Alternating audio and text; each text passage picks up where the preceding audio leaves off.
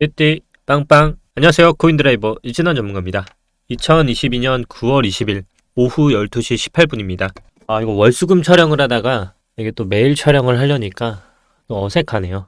전 세계적인 금리 인상이 최대치로 올라가고 있습니다. 미국을 비롯해서 전 세계적으로 저금리 기조가 끝나고요. 급격한 금리 인상이 이어지고 있습니다. 인플레이션 때문이고요. 미국 연준 헤드는 최근에 기준금리를 한꺼번에 0.75% 올리는 자이언트 스텝을 강행하고 있죠. 곧 있으면 9월 자이언트 스텝의 결정이 납니다. 0.75냐 아니면 1% 이상이 올리는 정말 빅 스텝이냐. 우리나라 역시 마찬가지였죠. 한국중앙은행이 기준금리를 올리고 있으면서 현재 한국은행의 기준금리는 이제는 2%가 넘어가고 있습니다. 19년 이후로 3년 만에 1.75%의 금리를 이상 올렸고요. 이제 정말 전기, 가스요금, 정말 모든 소비자 물가 상승률도 불안한 상태로 요동치고 있습니다. 이러한 금리가 급변하는 시대일수록 이런 시기에 어떻게 투자를 하는 게 좋을지 생각하게 만드는 요즘입니다. 이런 시기에는 예금을 하는 게 맞을까? 주식을 매도하는 게 맞을까? 주식을 매수하는 게 맞을까? 아니면 채권 투자를 하는 게 맞을까? 부동산 투자를 하는 게 맞을까? 참 아이러니한 요즘이죠. 이럴 때마다 대표적인 모델이 하나 있습니다. 바로 코스톨라니의 달걀 모형입니다. 이 모형을 살펴보면요. A1부터 B3까지 경제 사이클을 순환을 하며 불황기와 호황기가 오는 것을 보여줍니다. 금리가 저점인 부분부터 A1까지는요. 부동산 가치 상승이 계속되고 있고 금리를 인상을 합니다. A1부터 A3까지 보시면 부동산 가치는 상승은 했는데요. 이자 부담으로 인해 부동산을 매도하는 경우가 있고요. 경기가 살아나면서 주가가 상승하고 있어 주식 투자를 합니다. A3부터 B1까지는 주가 상승으로 투자 수익이 증가했다가 금리가 많이 올라 자산을 예금으로 예치합니다. B1부터 B3까지 보시면요. 금리가 지속적으로 하락하고 있습니다. 예금 자산을 채권으로 옮겨 하락하는 금리를 보장받기도 하고요.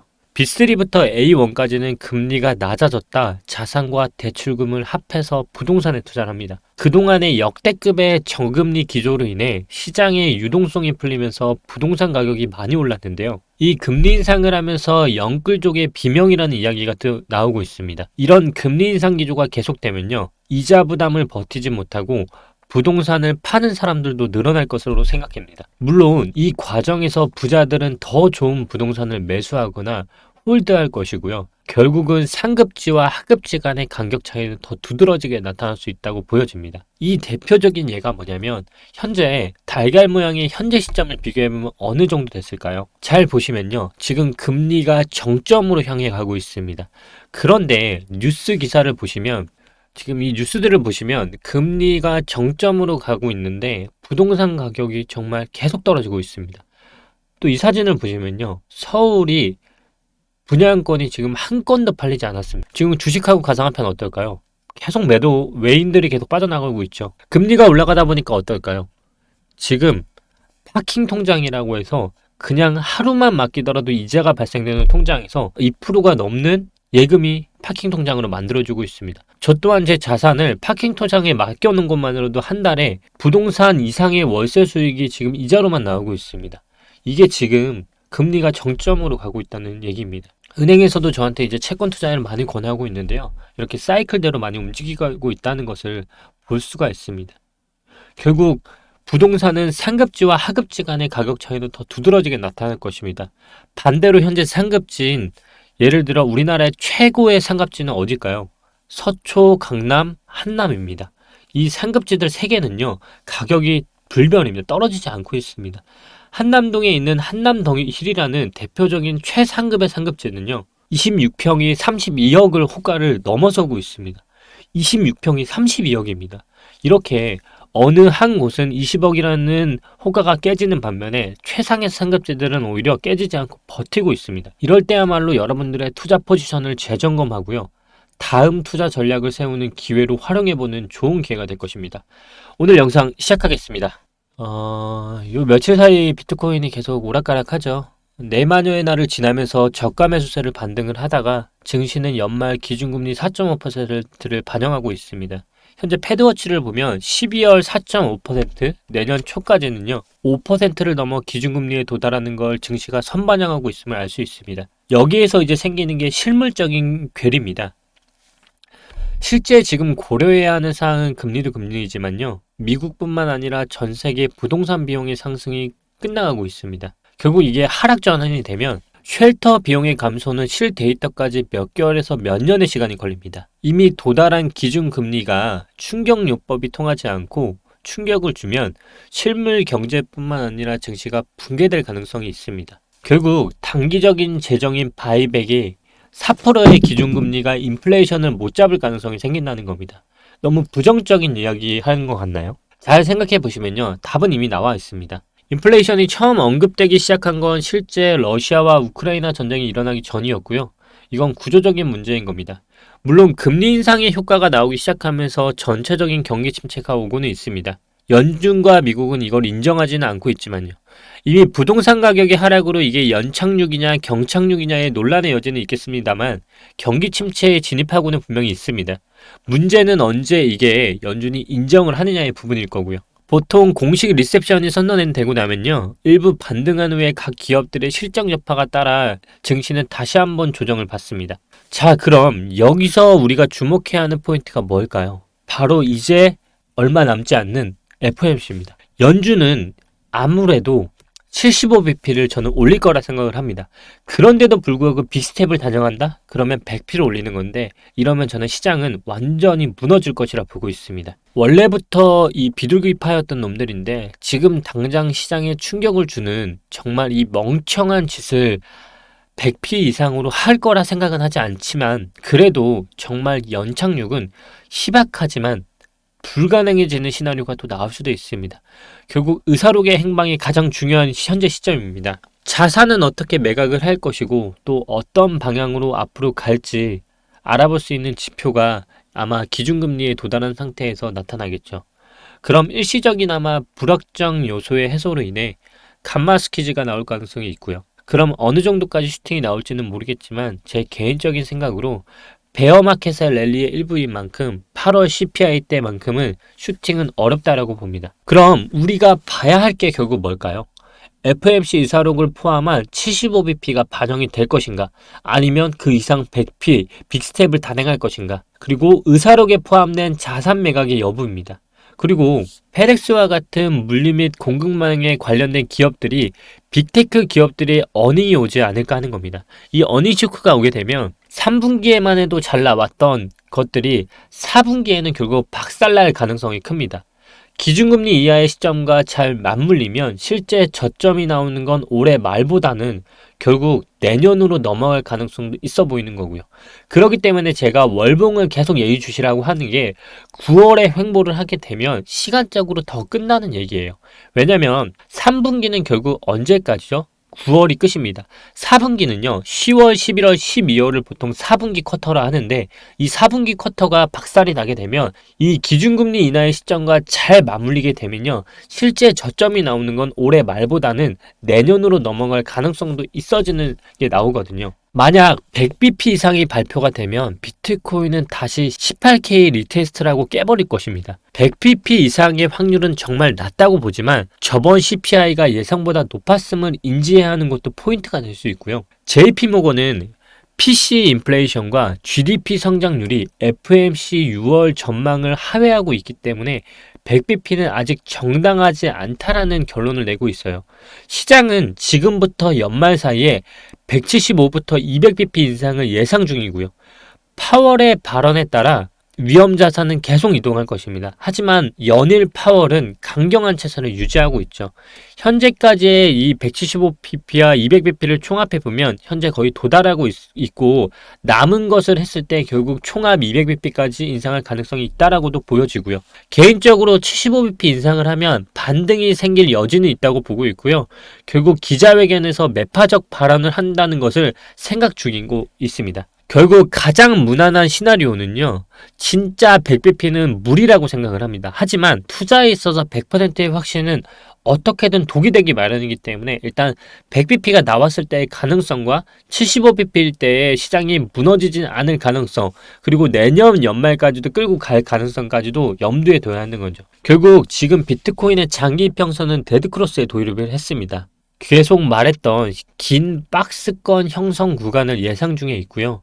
지난 과거 차트를 보더라도 구간별 데드크로스일 때 나오던 현상들은 최소 몇 개월의 비트코인의 횡보 기간을 항상 거쳤었습니다. 현재 비트코인이 일봉상으로 어제 또 양봉이 났고 아랫꼬리를 길게 달았어요. 이러한 시장의 반영을 잘 보시면 아랫꼬리를 달았지만 또 일봉상으로 무너지고 있죠. 제가 어제 나왔던 포인트 중에 하나가 뭐였죠? 바로 시간을 끝나는 거였어요. 지금은 시간적으로 우리한테 10일밖에 남지 않았습니다. 9월은 횡보봉일 가능성이 1번을 염두에 둔다고 봤을 때 10일은 시간을 끄는 봉이에요. 이더리움은 160만원 이하가 아니면 저는 매수할 근거는 없다라고 했죠. 결국 190만원이 현재 봤을 때 약 4%에서 5%가 더 빠져야 매수 타점이 오는 거고, 아니면 결국 박스권으로 횡보만 하는 구간이 계속 펼쳐진다는 거니까 유의하시면 좋을 것 같고요. 제 일관된 주장과 스탠스는 9월은 계속 유효합니다.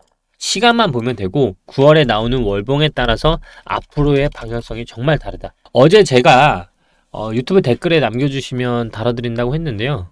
일단 제가 지난 영상에 댓글에 좀 남겨달라고 했더니 와 383개가 달렸습니다. 제가 오늘 이 영상에서 이 모든 댓글을 다 다룰 수는 없을 것 같아요. 그래서 일단은 눈에 보이는 익숙한 대중적인 코인, 그리고 핫했던 코인들에 대해서 먼저 말씀을 드리고요. 앞으로 영상 찍을 때마다 이 부분에 대해서 계속 논하면서 알트들에 대해서 좀 분석을 해드리겠습니다. 또한 저희 영상 댓글 보시면요, 고정 댓글이라고 있을 거예요. 이 고정 댓글 보시면 무료방, 제가 운영하는 소통방이 있거든요. 저희가 리딩방을 운영하지 않기 때문에 이렇게 무료로 소통방이 운영되고 있어요. 여기다가 이제 뭐 참여 이렇게 하시면 무료로 입장 도와드리고 있고요. 제가 9월은 사실 현물장 조치 못하다고 했죠. 선물장 입장하신 분들 굉장히 많이 또 수익 내고 계시니까요. 무료로 또 다양한 관점 받아보실 수 있을 거예요. 무료입니다. 그리고 이제 댓글 조금 읽어드리면, 여기 댓글에 또 이렇게 사칭들이 달렸어요. 이런 거 다 사칭이고요. 딱 봐도 사칭이죠. 앞에 뭐 핀에 이런 식으로 붙어 있는데 다 사칭입니다. 이클 좀 봐드릴게요. 이클 요즘 뭐 머지 업그레이드다 해서 많이 했었죠. 제가 근데 이더리움 클래식은 해시레이트 때문에 좀 높다라고 말씀을 한번 드렸었고, 어떠신 것 같아요? 일단 이 클래식만 봤을 때 좋은 차트일 것 같아요? 나쁜 차트일 것 같으세요? 저는요, 이더리움 클래식이 차트가 좋다라고 생각을 합니다. 저는 그냥 이게 지금 좋다라고 생각이 드는데, 이 가격이 사실상 이렇게 보시는 게 맞을 것 같아요. 제가 봤을 때 이더리움 클래식은요, 31,583원 이 이하로 빠지는 게 아니면 이더리움 클래식은 저는 위로 갈 가능성이 높다라고 생각을 합니다. 일단 주봉상으로 차트를 보더라도 제가 찝어드린 게 31,580원이면 여기잖아요. 그러면 지금 여기거든요. 여기인데 결국 이게 볼벤상 중앙값이에요. 저는 이 볼벤상 중단을 터치 이하로 내려오는 게 아니면 얘는 지금 잘 매집을 하고 있는 게 아닐까 좀 의심을 하고 있습니다. 그만큼 이더리움 클래식은 차트적으로 정말 좋습니다. 예. 이게 지금 여기서 이미 지지를 받았고요. 중간값은 거의 여기니까 딱 여기네요. 예. 31,583원이니까 딱 여기인데요. 예. 지금 일단 이미 봉은 나왔어요. 월봉은 이미 저는 나왔다고 보고요. 이 봉은 이미 나왔고 시세분출은 이미 나왔다고 보고 있고요. 이제 문제는 더 한 버튼 가기 위한 파동이 만들어져야 하는데, 이 조정의 값이 이 이하로 내려오고 있으면 더 뺀다는 건데 그럴 것 같진 않아요. 왜냐면 이 지금 여기서 나왔던 봉과 이 봉이 있죠. 이때가 1대1 비율이었는데 이미 한번 내렸던 거는 저는 털었다고 보고요. 이 올렸을 때가 사실 고점이 높거든요. 이 얘기는 저는 더 한번 올라가기 위해서 월봉상으로 저는 매집뿐만 아니라 시간적으로 풀고 있다라고 생각을 해요. 이 시간적으로 풀게 되면 저는 또 한 번의 슈팅이 나올 거라 보고 있고요. 대신에 31,583원을 기억하셨다가 이게 좀 강하게 깨지는 흐름이 나오면 이거는 손절을 해야 하는 포인트인 것 같고요. 41,350원을 지금 현재 비교로 보면 10,000원 차이잖아요. 그러면 조금 매수하기가 힘들 수 있으니까 현재 가격 기준으로 봤을 때 중단 가격이 34,000원이에요. 현재가 41,000원, 그리고 여기가 지금 35,000원이잖아요. 분류를 두 개로 하시면 될 것 같아요. 41,000원에 1차 매수, 35,000원에 2차 매수. 비중을 10%, 20%로 매수를 하시면 비중 평단가가 36,000원에서 37,000원에 맞춰질 것 같거든요. 그러면 손절을 하더라도 큰 손절이 나오지 않는 상황에서 최소한 비중은 넉넉하게 가져갈 수 있고 손절은 짧게 가져갈 수 있는 손익비가 완성되지 않을까 싶습니다. 이해되셨죠? 그만큼 지금 이더리움 클래식은 차트상으로 좀 잘 만들고 있어요. 예. 만약에 지금 이더리움 클래식이 41,000원에서 지지를 받는 형태라면 아마 이 봉이 양봉으로 턴을 할 것 같아요. 턴을 하지 않더라도 아마 다음 봉에서 이 저가가 나왔던 부분을 깨지 않고 아마 횡보성으로 주봉들이 계속 고점을 넘겨가서 시간상으로 끊고 지금 이 추세를 벗어나지 않는 선에서 아마 지지를 받고 이렇게 올라갈 가능성이 있지 않을까요? 그러면 차트상으로도 파동이 만들어지기 때문에 이렇게 만들어질 것 같아요. 결국 이 31,500원이었던 이 부분 있죠? 여기가 맥시멈 하단인 것 같아요. 왜냐면 볼벤 중단이 뚫리는 흐름이기 때문에 정말 뚫리게 되면 이 지지를 강력하게 뚫었던 이 부분 있죠? 지금 여기에 중간값이었던 캔들의 여기 중간값이 뚫리는 흐름이 나오기 때문에 여기까지 뚫리게 되거든요. 그러면 차트 자체가 아마 무너져서 다시 한번 저가를 보러 갈 거예요.